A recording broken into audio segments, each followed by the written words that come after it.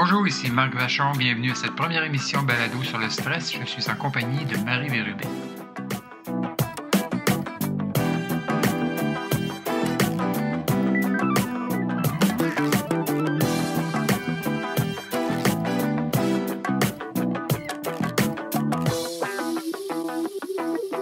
Bonjour Marie. Bonjour Marc. Alors, on se lance, notre première émission sur le stress. Sujet vaste s'il en est un. On va essayer de l'aborder par tranche, je dirais. Alors aujourd'hui, notre premier objectif, en fait, ça va être un peu de définir ce qu'est le stress. Peut-être essayer de répondre à la question aussi s'il existe du bon stress. Je vais te poser la question tout à l'heure. Et puis comprendre les étapes par lesquelles on passe lorsqu'on est stressé. Et on aimerait ça aussi à la fin permettre aux gens de se situer au stress en leur offrant la possibilité de tester leur stress avec 2 tests qu'on va leur fournir. Alors, si je te demandais tout de suite de me définir ce qu'est le stress, vaste question. Oui, parce qu'on a chacun notre propre définition. C'est peut-être intéressant de savoir que c'est un terme qui est utilisé d'abord par les physiciens. Mm-hmm. Le stress, par définition, c'est une force qui est exercée sur un corps, par exemple, sur un métal, sur du bois. Nous, on a tendance parfois à définir le stress plutôt comme étant ce qui agit sur nous, alors qu'en physique, c'est plutôt l'effet. Okay. On devrait peut-être plutôt parler de stresseur, si on voulait être exact. D'accord. Et si on avait à donner une définition générale de ce qu'est le stress, qu'est-ce qu'on dirait? Mais le stress, c'est une réaction d'adaptation. Dans le fond, face aux différents stresseurs de la vie, qu'ils soient réels ou perçus, on va y revenir. Le stress, c'est une réponse de notre corps qui est non spécifique, c'est-à-dire que c'est la même réponse quel que soit le stresseur. Donc, que ce soit un stresseur positif, on va y revenir tout à l'heure, mais qu'il soit positif ou négatif, c'est la même réponse sur l'organisme. L'organisme n'est pas intelligent, finalement, il réagit spontanément, peu importe le stresseur. L'organisme est programmé pour réagir à n'importe quel stresseur, dans le but ultime de nous sauver la vie ou de nous adapter. Et de rétablir l'équilibre, finalement, qui est rompu. C'est ça, c'est clair. C'est le système nerveux qui est fait comme ça. Il est très bien fait d'ailleurs. On est équipé pour être capable de survivre à ça. Évidemment, il y a des exceptions. Si le stress est très, très, très intense, il peut y avoir un danger pour notre santé. Mais de façon générale, pendant une bonne période de temps, notre corps est très bien équipé pour survivre à l'attaque de stress, si on peut dire. Peu importe la définition, finalement, il y a le facteur de perception qui joue un rôle prédominant dans le stress.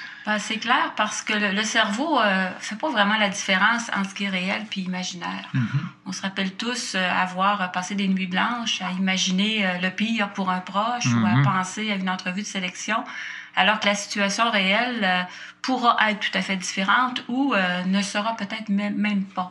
Beaucoup de différences entre 2 personnes qui vont percevoir le même événement aussi. Une peut percevoir une situation comme étant un défi, quelque chose qui l'excite, alors que l'autre perçoit ça comme étant une catastrophe.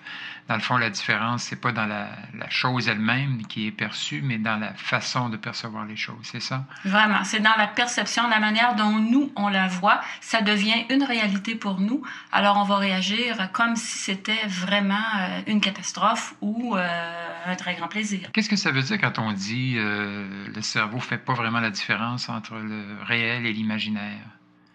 C'est ça la perception. D'accord. La perception, c'est pas l'événement comme tel, mais c'est la manière dont moi je le vois à travers mes propres filtres, à travers mon matériel génétique en bout de piste, mais beaucoup à travers les expériences passées, ce qu'on nous en a dit. À travers les croyances qu'on peut avoir aussi, les préjugés qu'on a, etc. Notre culture, nos valeurs, à travers toutes sortes de choses. Alors, on fait très bien la différence entre la sensation et la perception. Nos sens sont limités. D'accord. Alors, une personne aveugle, par exemple, ne verra pas le danger de la même manière qu'une personne qui voit avec ses yeux. Mm-hmm. Ça dépend de notre acuité sensorielle, mais ça dépend beaucoup aussi de paquet de facteurs psychologiques qui fait qu'on va interpréter la situation. C'est un bel exemple que tu donnes quand tu parles de la personne qui est non-voyante. Pour une personne qui est voyante, elle va entendre un son, elle est capable tout de suite d'aller identifier sa provenance, alors que pour l'autre, comme elle ne peut pas toujours l'identifier, ça peut devenir le même élément devient un énorme stresseur parfois pour ces gens-là. Ben oui, on sait que les personnes aveugles développent davantage leurs autres sens, ce qui est à notre portée aussi, mais comme on n'a pas à le faire, on va se limiter au sens premier qui est la vue là, dans le cas d'un danger. Et tout ça pour dire finalement que le stress, contrairement à ce qu'on pourrait penser, c'est pas quelque chose qui est mauvais en soi. Parce que l'impression qu'on a à entendre beaucoup les gens parler de stress, c'est que le stress c'est dommageable, le stress c'est dangereux. En soi, le stress c'est pas mauvais. Mais non, quand il n'y aura plus de stress, c'est qu'on va être mort. Bon. Alors le stress, ça nous garde en vie, mais trop, c'est comme pas assez. Alors ne pas avoir assez de stress, donc l'ennui, le manque de stimulation, peut rendre aussi malade physiquement ou psychologiquement qu'un stress trop intense. Ce qui nous amène à parler du bon stress. On entend beaucoup parler, les gens, surtout dans les milieux de travail, les employeurs vont dire c'est important de garder sur les employés une bonne pression, un bon stress, c'est bon pour la performance. Est-ce qu'il y a vraiment du bon stress? Les avis sont très partagés là-dessus. Tu parles de presser les employés. Ben, des fois, quand on presse le citron, on a beaucoup de jus tout d'un coup, mais à un moment donné, il est vidé. Alors, trop de stress, quelle qu'en soit la nature, c'est difficile à vivre pour un organisme qui n'est pas une machine, qui est un corps avec une résistance X et tout le monde n'a pas la même. Donc, à plus ou moins long terme, trop de stress, qu'il soit une grande stimulation ou autre, peut avoir des effets dommageables sur l'individu. Les effets sur lesquels on va revenir d'ailleurs un peu plus tard dans une autre émission balado. D'ailleurs, j'ai vu une recherche récemment dans la littérature on a recensé 52 études, je vous la donne comme je l'ai ici, 52 études sur le lien entre le stress et la performance au travail. Des études qui ont été menées entre 1980 et 2006 et la chercheure a constaté que 75% des études démontrent au contraire que plus le stress au travail est élevé, plus la performance diminue. Alors ça met un peu des bémols sur cette ouais. Affirmation-là. Ouais, c'est sûr que c'est... le travail étant très stressant ces années-ci, on essaie de formuler les choses pour rendre ce fait-là plus attrayant. Mais en bout de piste, je pense pas que ça soit très, très utile de stresser davantage les travailleurs. Dans le fond, on pourrait dire que même si le stress est, parce que ça rejoint un peu ce qu'on disait tout à l'heure, même si le stress est perçu comme positif, s'il est prolongé, il va finir par avoir des effets sur l'organisme finalement. Tout à fait. Puis, comment ça se fait qu'une personne va tomber plus vite qu'une autre? Ben, c'est qu'on n'est pas tous équipés de la même manière. On n'a pas toutes la même résistance. Puis il ne faut pas oublier non plus que les gens au travail n'ont pas que le travail dans leur vie et que très souvent, à l'extérieur du travail, il y a d'autres stresseurs aussi qui ne sont pas les mêmes pour tous. Exact. Et ça s'accumule finalement. Ça s'accumule, puis à un moment donné, la limite est atteinte. L'organisme ne fait pas la différence entre le stress au travail, ensuite il ferme la porte là-dessus, et là c'est le stress à la maison. Dans le fond, pour lui, c'est des choses qui s'accumulent. Et ça se transfère de l'un à l'autre. Ça se transfère, oui, c'est ça. C'est la même bouteille, finalement, qui se remplit. Ouais, ce serait bien pratique, les tiroirs, mais ça ne marche pas comme ça. Exact. Si on parlait maintenant un peu plus de cette réponse d'adaptation, elle se déroule en 3 temps, finalement. Oui, c'est Anne Cellier là, qui a été baptisé le père du stress, alors qu'il ne l'a pas inventé du tout, mais il l'a peut-être nommé. Ouais. Il a déterminé qu'il y avait 3 périodes dans le stress comme tel, dans l'effet du stress comme tel. Ces 3 périodes, on ne les vit pas nécessairement toutes les 3 à chaque fois. Ah, ben, des fois, il y en a juste une. Mais des fois, il y en a juste une. Des fois, il y en a juste une parce que le stress va être de courte durée. Mais c'est plutôt pour les stress qui vont durer longtemps dans le temps qu'on va observer ces 3 périodes-là. Alors, quelles sont-elles? Ben, la première, c'est la phase d'alarme. C'est celle qui est la plus classique, là. Ne serait-ce que de voir une guêpe se tourner autour de notre tête pendant qu'on est à conduire sa voiture, par exemple. Ouais. Alors, c'est la réaction là, qui arrive d'emblée, d'un coup sec. Mais cette même réaction-là va arriver aussi à l'annonce d'une maladie grave, s'il y a un changement organisationnel dans notre milieu de travail, si notre enfant rentre à 3 heures, n'est pas rentré à 3 heures alors qu'il devait l'être à minuit. Alors, dans un premier temps, il y a cette phase d'alarme-là qui est peut-être la plus intense des trois. Tous les systèmes du corps sont vraiment là, mobilisés. Pour répondre, pour rétablir l'équilibre finalement qui est rompu à ce moment-là. Oui, et même, il y a des réponses qui sont des fois surprenantes.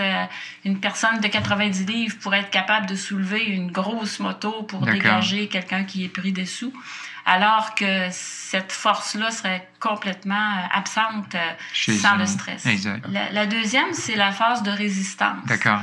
Alors, tous les systèmes de notre corps sont encore sollicités, mais à un niveau moindre. OK. Alors, c'est là que ça peut durer très longtemps, tout dépendant de la résistance de la personne. Alors, à ce moment-là, le cœur bat plus vite encore, mais moins vite qu'à la phase d'alarme. La même chose pour la respiration, pour la tension musculaire, pour la digestion qui est perturbée. On verra peut-être un peu plus tard là, en détail toutes les réactions. Le niveau est moins intense, mais il est quand même là. Et progressivement, lentement, il y a comme une usure du corps qui peut arriver à ce moment-là. Okay. C'est pour ça que c'est bien, la résistance, c'est normal, c'est naturel, mais il faut bien se dire que ça ne peut pas être éternel non plus. Alors, si je passe mon temps à résister, à un moment donné, je peux craquer finalement. Je vais finir par tomber malade. OK. Et là, on arrive à la troisième étape qui est ou bien je solutionne le problème ou encore j'ai des problèmes. j'ai des problèmes encore plus grands. C'est lié à parler de détresse. D'accord. Alors là, c'est vraiment clairement la maladie physique qui s'installe et même parfois la mort. Ça, c'est si j'ai pas résolu la situation. Exact. Quand j'ai réglé mon problème, souvent en participant activement à la solution, on va revenir à l'état initial de santé. Mais si ça s'éternise, si j'ai pas de moyens, la tension musculaire peut devenir un problème chronique. Le cœur qui bat plus vite peut avoir une maladie cardiaque, etc. Alors, il peut y avoir une détresse. Et on parle beaucoup ici de malaise physique. Il ne faut pas oublier que le stress engendre aussi des malaises psychologiques. Oui, effectivement. L'anxiété, la dépression, l'agressivité. C'est toute espèce de réactions qui peuvent aussi donner lieu à des problèmes beaucoup plus graves de santé mentale là, s'il n'y a pas adaptation. Est-ce que tu dirais que la rage au volant est un bel exemple de réponse d'adaptation à trop de stress? J'en suis persuadée. On ne peut pas en vouloir à quelqu'un qui n'a pas décollé assez vite sur un feu vert pour sortir tout naturellement une arme. Là, ça ne tient pas debout. Là. Exact. Il doit se passer quelque chose ailleurs. Ouais, c'est ça. Qu'est-ce qui peut déclencher la réponse de stress? Tu en as touché un petit mot tantôt quand tu as parlé, ça peut être la maladie physique, mais finalement, est-ce qu'on ne pourrait pas dire que n'importe quel changement que je n'ai pas souhaité, ou parfois même des changements que je vais faire, est-ce que n'importe quel changement n'est pas source de stress? C'est un peu la même question tout à l'heure quand on parlait de bon stress. Même des changements qu'on a voulu, par exemple, s'acheter une maison, avoir un enfant, se marier, divorcer, des choses qu'on va choisir. Ça a quand même un impact sur... Déménager. Sur nous. Déménager, à coup sûr. Ça peut être une épreuve même pour certaines personnes. Tout changement, qu'il soit souhaité ou non souhaité, puis surtout s'il en arrive beaucoup en même temps, il y a un effet certain là, sur la personne. Tu parlais de changements qu'on n'a pas souhaités. Très souvent, est-ce qu'on peut pas dire que une grande source de stress, c'est le sentiment de ne pas avoir de contrôle sur les choses? C'est le plus grand stresseur, l'absence de contrôle. On dit qu'il y en a 4 stresseurs. Et la nouveauté, tout ce qui est nouveau, ça peut être stressant. D'accord. Ce qui est imprévu, ce qui nous tombe dessus. Exact. Comme la maladie de quelqu'un, un accident. La nôtre, un diagnostic de sclérose en plaques. Pensez au 11 septembre 2001. Qui aurait pu prévoir qu'un avion entrerait dans son bureau? Là, là c'était plus que stressant, c'était mourant. C'est l'exemple d'un très grand stress. Parce qu'il y a les 4 stresseurs. La nouveauté, l'imprévu, l'absence de contrôle, évidemment. Exact. Et la menace ou la perception d'une menace. Alors encore une fois, on rentre dans la perception finalement. Tout le temps. Alors la nouveauté, l'imprévu, la perception ou l'impression qu'il y a une menace ou la menace réelle. Et l'absence de contrôle. Effectivement. Alors les stresseurs, ils peuvent venir de l'extérieur, comme on en a parlé un petit peu. Puis ils peuvent venir de l'intérieur aussi. C'est tout l'aspect de la perception. Du tempérament, peut-être. Du tempérament aussi, de base, effectivement. On voit ça dès la naissance. Il y a des enfants qui sont calmes, placides, alors que d'autres sont intolérants à moindre changement dans leur environnement. Alors, il y a une donnée génétique là-dessus aussi, là. Alors, ce qui nous conduit, finalement, Marie, à la conclusion de cette émission, de cette première émission balado sur le stress. Deux façon de mesurer le stress que nous allons vous laisser, chers auditeurs, si vous désirez aller un petit peu plus loin là-dedans. 2 tests, en fait, qui sont probablement les tests les plus connus et peut-être les plus utilisés, je crois bien, au niveau de la mesure du stress, pour se situer face au stress. C'est ça. Ils sont imparfaits, l'un et l'autre, je dirais. Mais ils nous permettent, en tout cas, de comprendre nos différences entre collègues parfois. Comment ça se fait que, vivant les mêmes changements, on n'a pas tous la même réaction. Alors, le premier... Le premier, c'est la mesure, c'est l'échelle de changement de vie. On parlait tout à l'heure beaucoup des changements. Il y a des auteurs qui ont énoncé plusieurs facteurs généraux, comme, qu'est-ce qui s'est passé durant l'année? Un divorce... la mort d'un parent proche, par exemple, ou un mariage. Alors, il y a autant des changements positifs que négatifs. Une crise économique, une grossesse, un déménagement. On dit même une fille ou un enfant qui quitte le foyer, ça peut être vécu comme un stresseur. Encore une fois, probablement, ça dépend un peu de la perception, j'imagine, des gens. Mais chacun de ces éléments, chacun de ces énoncés, on leur a attribué une valeur. Et alors, vous pouvez télécharger ce questionnaire, nous vous dirons tout à l'heure à quel endroit, là, et mesurer comme ça les changements que vous avez eus dans l'année et arriver à un score qui va vous permettre de savoir un peu votre niveau de stress. Et alors ça, c'est pour les changements, les choses qui viennent de l'extérieur, comme tu disais, et tu parlais beaucoup du tempérament. Alors, ils ont dit qu'il y a une approche, je pense que tout le monde connaît un peu l'approche des tempéraments de type A et B. Le deuxième questionnaire vous permet donc de vous situer par rapport à ce type de tempérament. Il y a 25 énoncés. En fond, juste pour vous situer très brièvement, un tempérament de type A, je crois qu'on va dire c'est des gens qui sont plus ambitieux, plus pressés par le temps, plus agressifs, souvent aussi plus impatients. Des gens qui fonctionnent finalement à pleine vapeur. C'est un peu le modèle typique de la personne, de l'achiever, de la personne qui... C'est très nord-américain. Ouais. On voit plus ça chez nous.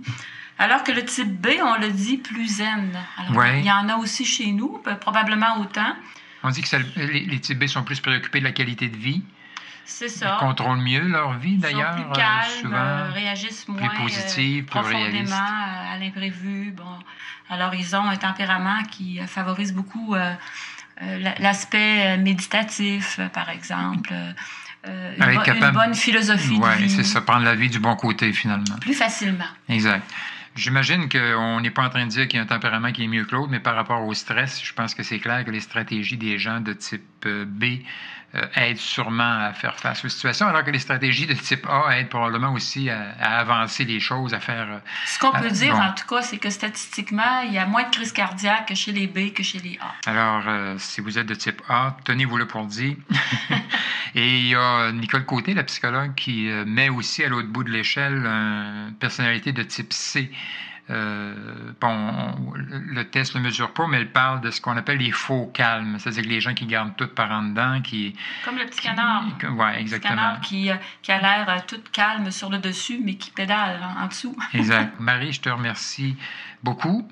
On se revoit à la prochaine émission où on va continuer un peu notre périple sur le stress et peut-être tranquillement aller donner aux gens un peu plus des solutions.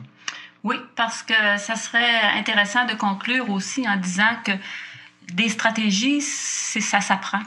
Exact. Alors, on peut apprendre des gens qui y arrivent mieux que nous. Et c'est un de nos objectifs en faisant ces émissions. Exact. Tout comme lorsqu'on écrit ou qu'on vous donne des conférences. Donne des conférences. Alors, merci encore une fois et à la prochaine. Au revoir. Au revoir.